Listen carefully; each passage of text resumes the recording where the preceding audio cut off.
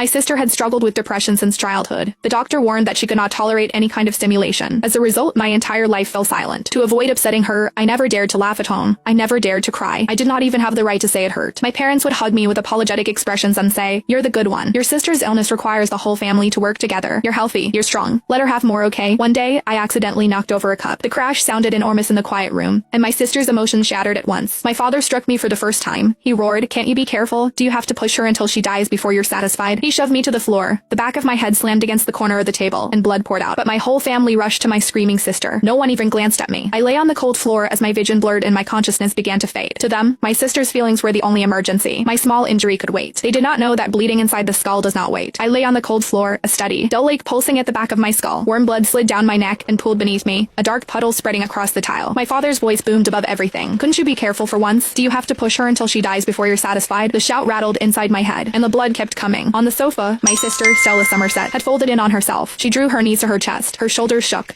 Both hands clamped over her ears as she shrieked. Sharp enough to sting, she did it on purpose. "She wants me dead. Make her go away. Go away." My mother knelt in front of her and rubbed her back in slow circles. Her voice turned soft and sang minus song. "Baby, it's okay. Mommy's here." The bad sister went away. I tried to push myself up. The room tilted hard to the left, then lurched back. Dizziness punched through me, and I collapsed again with my cheek against the floor. The edges of my vision darkened. Black crept in like smoke and swallowed the corners first. "Dad, Mom." My voice came out thin, almost nothing. No one turned. My sight blurred. The ceiling faded into a pale smear. Somewhere beyond it, old memories surfaced, as if they had waited for the moment I finally stopped fighting them. I saw myself running home with a certificate clutched in both hands. I had earned first place in my grade. My heart had felt too big for my chest. "Mom." I shoved the door open, breathless. The words spilled out. Before I could finish, she snatched the certificate from my hands and shoved it into a drawer as if it were contraband. "Rainey," she whispered, panic in her voice. "Don't let your sister see it." She lowered her voice even further. "You know how this goes. If you do well, it will set her off." I stood in the doorway with my arms still half minutes extended, as if my body had not received the message. My smile froze. "But Mom, it's the first time I ever got first place," I said. My voice shook. "The teacher said I could apply for early admission. You're the most sensible one," she said as she smoothed my hair. Her eyes held apology, the kind that always asked me to swallow my feelings so she would not have to. "Your sister's illness needs all of us. You're healthy. You're strong. Let her have more, okay?" I nodded and went back to my room. I forced down the lump in my throat and swallowed every bit of unfairness whole. Back on the floor, the puddle of blood had widened. It crept under my shoulder, sticky and warm. My breathing turned fast and shallow, and I could not draw enough air into my lungs. White flashes sparked across my vision. "Mom." I tried again. This time the words scraped out of me. "It hurts." My mother finally glanced over her shoulder. She frowned as if I had interrupted something important. "Rainey, stop it," she said. "Can't you see your sister is unwell?" My sister's screaming spiked even higher. "Make her leave. Make her go away." She grabbed a glass from the coffee table and hurled it at the wall. It exploded and shards scattered across the room. My father rushed to her and wrapped his arms around her as if she were made of glass and I were the one throwing stones. "It's okay, Stella. Daddy's here," he murmured, gentle enough to make me feel sick. "It's okay. Daddy already chased the bad sister